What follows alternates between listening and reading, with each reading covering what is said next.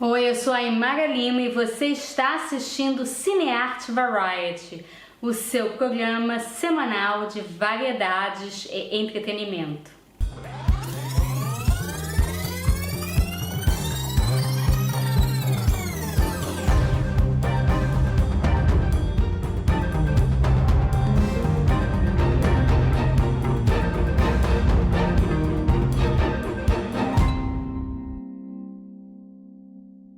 Hoje a gente tem uma entrevista maravilhosa com o ator, diretor e professor de teatro Peter Allas. Eu conheço o Peter de muitos anos quando eu morava na Califórnia. A gente estudou juntos na Beverly Hills Playhouse com o Milton Katselas, o grande mestre Milton Katselas. E o Peter, durante essa pandemia, criou o ZA Studios junto com um outro grande ator e diretor e excelente professor, Robert Zimmerman. Eles abriram essa escola durante a pandemia, começaram a dar aula no Zoom. Eu tive o prazer de fazer aulas maravilhosas, sou muito fã dos dois. Vocês vão ver um pouco da técnica, se a gente conseguir chegar lá. A entrevista é muito longa, então a gente vai dividir em duas partes, mas acompanha aí, porque tá muito legal. Peter Allas, um grande ator americano para vocês.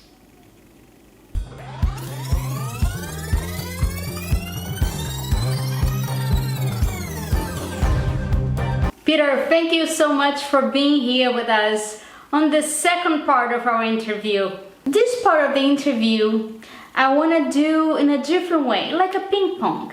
I give you a word or a phrase and you develop, okay? So my first word, three words, something very important to me that changed my life. It's a book, Dreaming to Action. You have a thought, it's an idea, but if you leave it in your head, it goes nowhere. So you have this thought and you put it down on paper or you put it in your computer and then you start step by step by step. That's the dream into action. Otherwise, someone else is going to do your dream. Sweeping the alley. I love this expression because it's the epitome of my career. I liken it to people telling you how to cook veal saltimbocca. Or I love it how people tell you how to build a home off the water. You go, yeah. Grazie per tutti. And you just say thank you and you go back to what you're doing. That's sweeping the alley. Just stay the course. Sempre diretto. Just stay straight. Do what you're doing. Close your ears from all the critics' voices and just stay focused. Attitude monitors talent. Well, we talked about that before, but I think a better example is we've seen many of wonderful attitude actors with this much talent have big careers. And we've seen many people with bad attitudes, big bad attitudes, right? With this talent that can't get in the camera lens because they're causing all these problems. So when you have a great attitude, everybody wants to be around you. Everybody wants to be around a winner. Discipline. The hardest one is self-discipline. Enough said. Self-discipline. How do we achieve that? Do you have a tip? Yes. You create your checklist every day and your goals. And if you need to, you find somebody else who probably has the same problem as you. That's called twinning with somebody.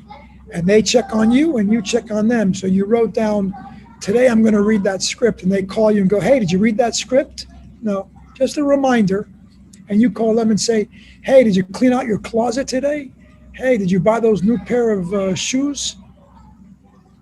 Discipline. And the really great artists and athletes and business people like the Elon Musks of the world and can't think of his name now. Warren Buffett's self-discipline. Moment to moment. This is it. So you laughed, then I laughed. And what if I'm mad? And see, you just changed. That's moment to moment. Act and react. I always say as a teacher, sometimes boxers, out of all the athletes, makes some of the best actors because all they know is moment to moment. Otherwise, ecco fatto, it's done. They're on the ground, uno, due, tre, ding, ding, ding, ding, ding. The fight is over. So you have to be moment to moment aware. Meditation can help tremendously. And there's all different kinds of meditation. There's listening to calming music. There's taking walks. There's bike riding. There's maybe making your best marinara sauce. But I don't mean with distractions. Focus. That could be meditative too. A side comment, Lucas Steele said that meditation has changed his life. You can see it. I asked him what he did whenever he has to be awake late at night on set to shoot. And if he would take coffee or Coca-Cola, that's what I used to do.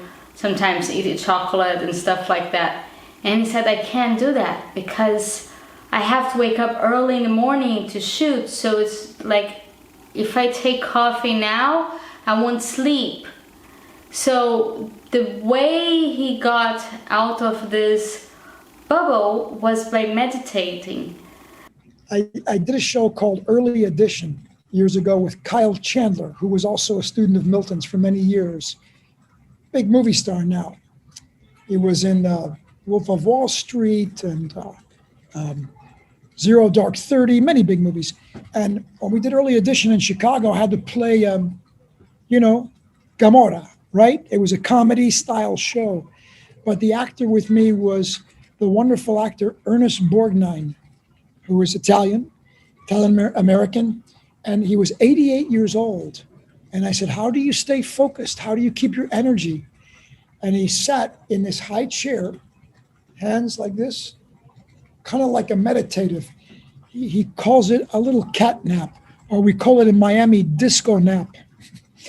You sleep, you relax, you stay focused, and they tap your shoulder. And it's funny, because I was taught by a wonderful boxing trainer named Jimmy Montoya, who trained Hector Camacho and Edwin Rosario, who were champion boxers when I was dabbling in my boxing days in Los Angeles when I first moved there.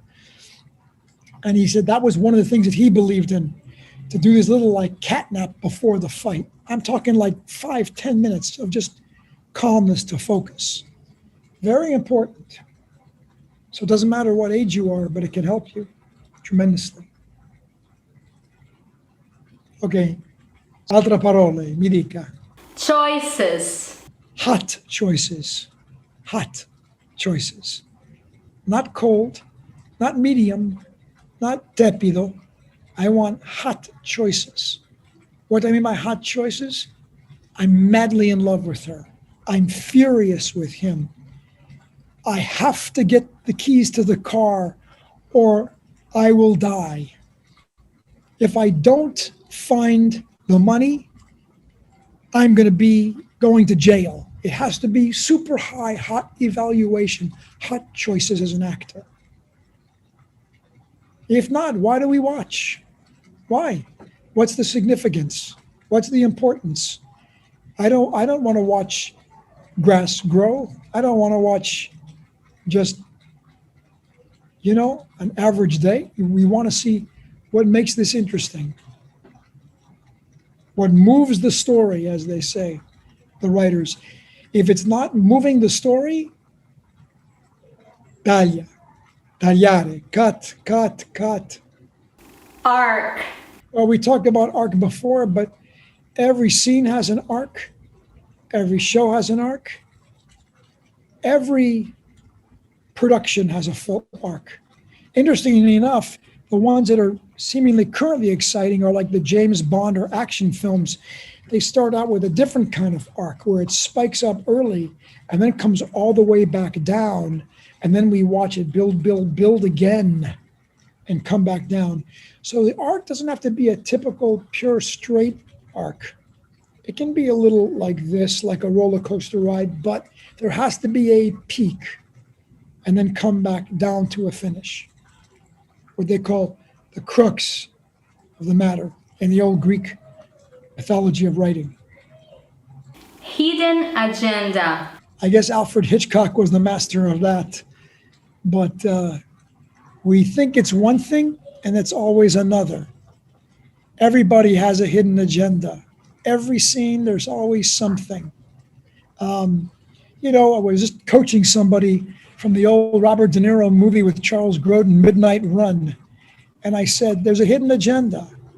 The agenda in the scene appears to be, he wants to befriend him and help him. There's a hidden agenda that he's trying to escape and get away from him, because if he doesn't, he goes to jail.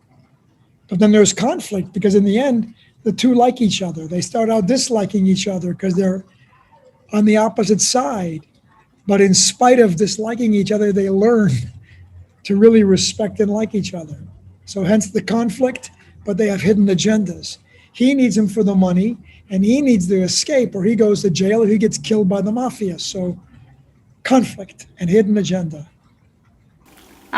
Came to me one of my biggest problems, my critique of Milton. Perfectionist syndrome. Oh, God. I don't know. When I figure that one out and I've mastered that, I'll let you know. I think that I love this expression. Again, another John Wooden, or maybe it was Vince Lombardi, I think, the coach of Vince Lombardi from football. We're going to shoot for perfection, he says. Our goal is to be perfect, he tells his football team. Perfect. We're not going to get it, but we're going to come close. And that's why we're going for perfection. But we're not going to get it. So I think as long as you understand that you're not going to get it, but you shoot for that. But if you shoot for this, you're going to get this. And if you shoot for mezzo, you're going to get basso, The disease is to make everybody crazy with the perfection. It reminds me of a story where Milton kept telling the designer no purple. And the director, I don't know who the art director, I don't know if it was Bruce Aronson or who, they kept putting a little purple.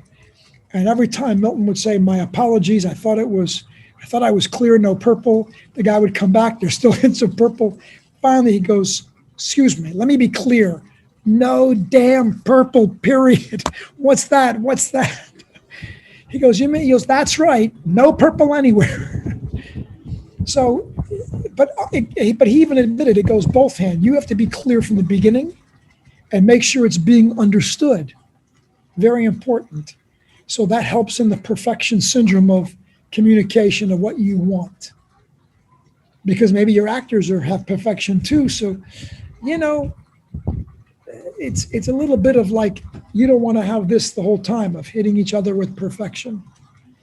I've learned to let go a little bit as I've gotten older, especially with television and film. But it's not easy. Behavior. That's the lifeblood of my acting, teaching, and directing. Behavior. I love to sit at Piazza Navona or Via Nazionale or Via Missone, and I'll just sit avete un po' d'espresso, or cappuccino, and watch everybody, watch the behavior. I even love being in the New York subways and watching behavior, at the airports, bus stations. When I was younger, I was dating a girl who was, she said, meet me at Piscina Comunale, and I saw the Carabinieri, and I was just fascinated by all the behavior around me. And all that, I just soak in like a sponge, and I record behavior like the way people use their iPhones. It stays up in here because that's what I use for my library as an actor. Anybody can speak words or anybody can move their hands, but the masters recreate. Our job is to recreate, in a certain sense, what the original writer, he's the original creator of the art, wrote something. So now we have to bring to life and recreate the art in a different way. Sometimes it's a real person, sometimes it's a mythical character that you have to make real, but very important.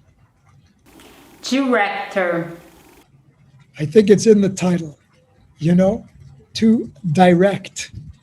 It doesn't mean to demand, it doesn't mean to boss, it doesn't mean to yell, it doesn't mean to complain, to direct.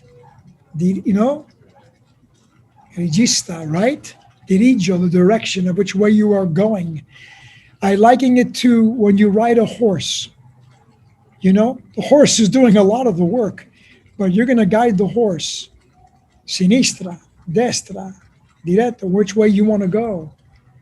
Very important, alto, basso. So same thing when you're directing, even with a film, it's the nuances. And I think the great directors, at least in movies, tend to leave the actors that really know what they're doing alone and give them simple notes. And even with the camera, if you have really good, sound editors and lighting designers and costume designers and art directors, you know what you want. Let them do their job, and you can pick and choose and go, not that, that. I only want to see red when she comes on the screen, so can we make sure that these colors are changed? And when you have good communication, and there's a good group of people working together in harmony, and a lot of trust in your team, then all you have to do is just turn a little bit. That's what a director should do, just steer the ship. Actor.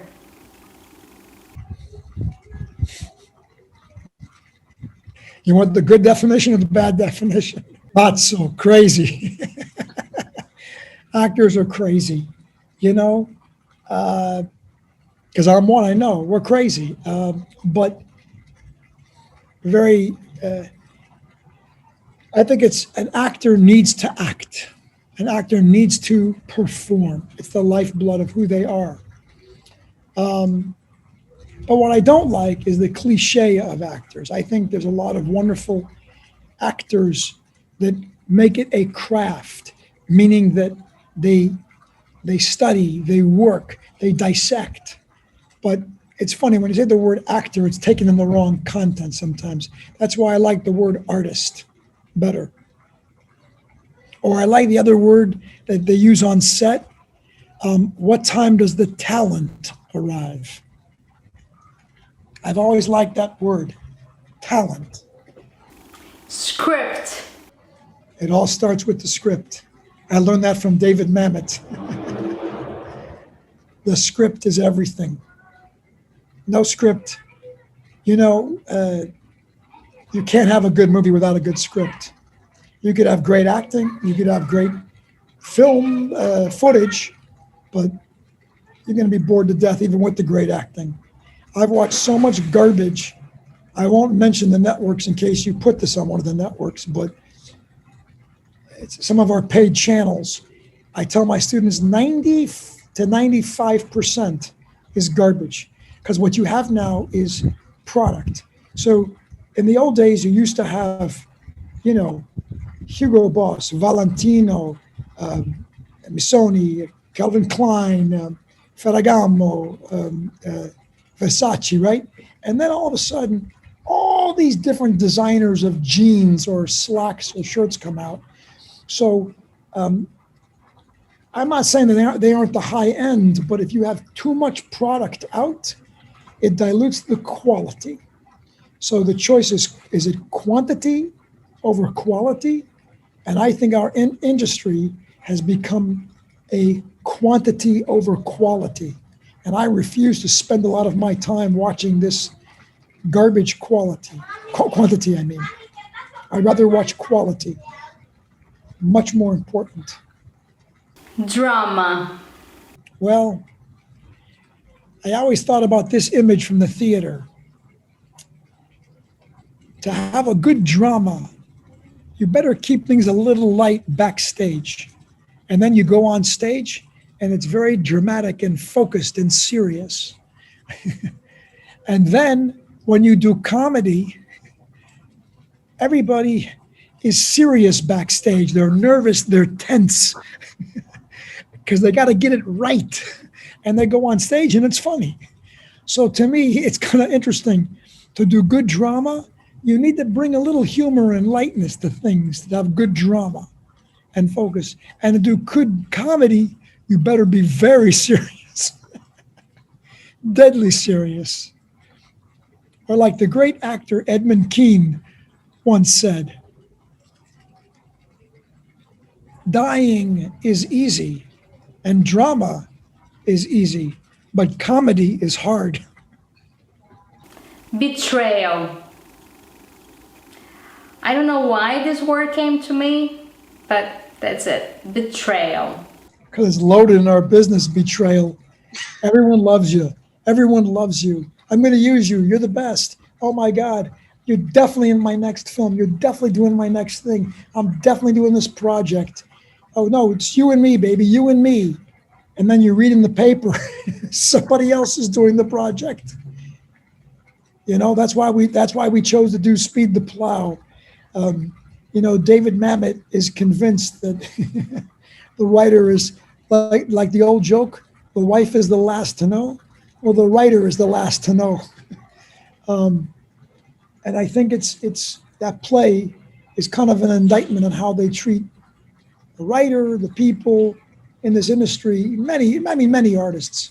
There's so much betrayal on so many levels. Look, even on a production, when you're working, there can be betrayal.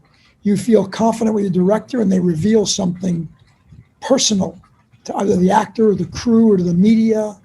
It's terrible, just terrible. Before shooting. Me, I like to work out. I like to go to a sauna or a whirlpool and stretch my muscles.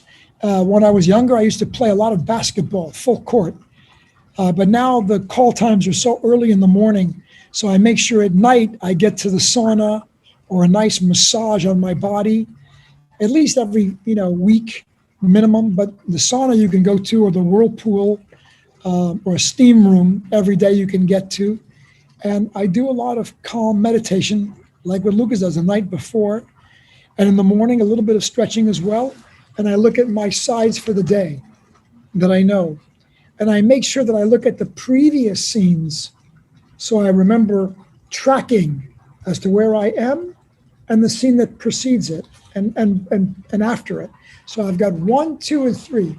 So if I'm only shooting this today, I know what this is about and I know what that's about to understand the emotional arc as to where I have to be.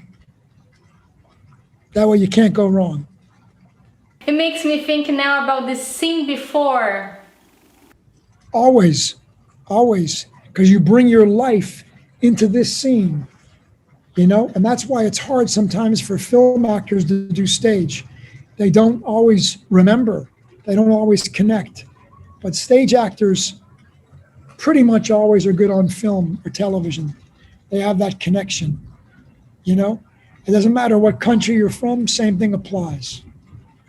Just to finish, could you give one tip or an advice for someone who wants to work on American accent or just work on their voice?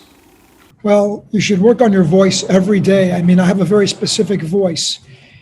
And boy, you'll hear it when you watch MacGyver or other shows, but it's gotten even deeper. They call me the Harvey Keitel and Al Pacino of television. And not because of my money. I don't have that money.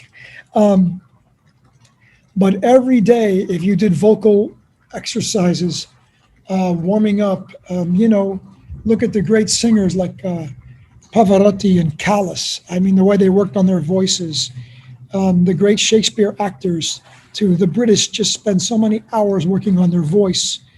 I think it's very important. But you can never work enough on your voice. And then as far as accent goes, I tell everybody not to watch actors, but to watch real documentaries.